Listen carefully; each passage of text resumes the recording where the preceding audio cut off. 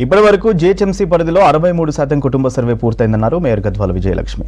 హైదరాబాద్ మోతీనగర్ మార్కెట్లో సమగ్ర ఇంటింటి కుటుంబ సర్వేని ఎమ్మెల్సీ బల్మూరు వెంకట్తో కలిసి పరిశీలించారు. ఎన్యూమరేటర్లతో కలిసి స్థానికుల వివరాలు అడిగి నమోదు చేశారు. ఈ నెల చివరికల్లా సర్వే పూర్తి చేస్తామన్నారు. సర్వే జరగకుండా ప్రతిపక్ష నేతలు ఎన్యూమరేటర్లను అడ్డుకుంటున్నారని విమర్శించారు. వారి అసత్య ప్రచారాలు ప్రజలు నమ్మొద్దన్నారు మేయర్. సర్వేలో ప్రజలందరూ పాల్గొనాలన్నారు విజయలక్ష్మి.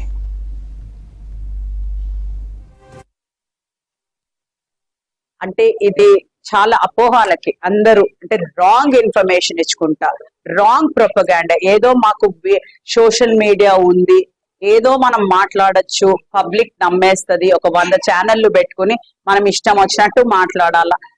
అందుకని ఇవన్నీ కూడా మేము క్షేత్ర స్థాయిలో అంటే ఇక్కడ కూడా చూద్దాం. ఎందుకంటే అటు ఏరియాలో బంజారా హిల్స్, ఖైరతాబాద్ ఆ ఏరియాస్ అన్ని చూసాక ఇక్కడ కూడా సంథింగ్ డిఫరెంట్ ఉంది చూద్దామని చూస్తే ఎవ్వరు కూడా ఒక నెగటివిటీ అనేది లేదు. వాళ్ళంతటా వాళ్ళు స్వయంగా ఇంటి బయటకు రావడం, ఆధార్లు కార్డ్స్ పట్టుకుని బయట నుంచోవడము, ఎవ్రీ ఇన్ఫర్మేషన్. ఎందుకంటే నేను స్వయంగా వాళ్ళని అడగడం కూడా జరిగింది, ఏమన్నా అభ్యంతరమా మీకు ఇన్ఫర్మేషన్ ఇవ్వడము.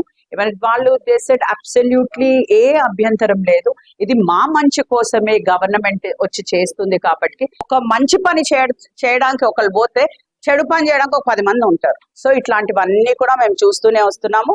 కానీ ఇవన్నీ కూడా మేము అది తీసుకునే ఎక్కడో ఆపేసేయాలా, ఎన్యూమినేటర్స్ భయపడి ఆగిపోతారు అనేది ఎక్కడ కూడా ప్రసక్తి లేదు. ఏ రాష్ట్రంలో కూడా ఈ క్యాస్ట్ సెన్సెస్ పైన ఇప్పటి వరకు కూడా దీనిపైన ఏదైతే సర్వే నిర్వహించలేదు.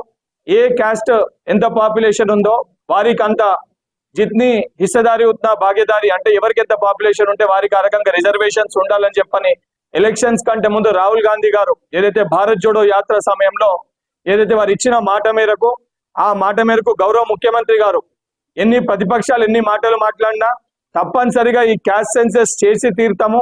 కాంగ్రెస్ శ్రేణులు అక్కడ ఉన్న స్థానికంగా ఉన్న నాయకులు, సార్ ఏ పార్టీ నాయకులు ఉన్నా కూడా అక్కడి యొక్క ఏదైతే సంబంధించి ఎన్యూమరేటర్స్ తోటి వారు దగ్గరికి వారు వెళ్ళి అక్కడ ఉన్న ప్రజలకి వివరిస్తే 100% ఈ ప్రాసెస్ అనేది ఈజీ అవుతుంది. ఇది కేవలం ఒక వ్యక్తులకో ఒక పార్టీకో కొంతమందికో కావాల్సిందిగా రేపటి ప్రజానికానికి రేపటి భవిష్యత్తుకి ఇది కావాల్సి ఏదైతే సంబంధించి ఈ యొక్క సర్వేలో ప్రతి ఒక్కరు కూడా భాగస్వాములు